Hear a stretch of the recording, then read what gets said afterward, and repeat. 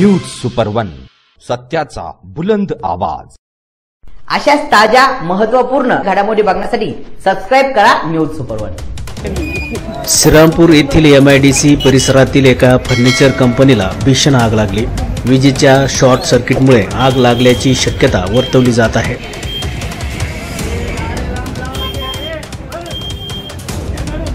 अग्निशमन विभागाने तात्काळ घटनास्थळी धाव घेत आग विझवण्याचे प्रयत्न सुरू केले होते।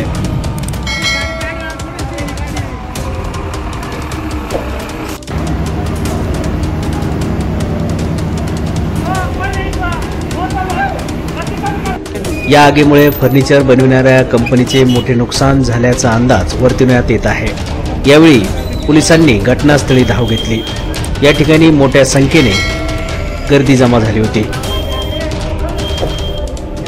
न्यूज सुपर वन साठी वृत्त संकलन विभाग, श्रीरामपूर।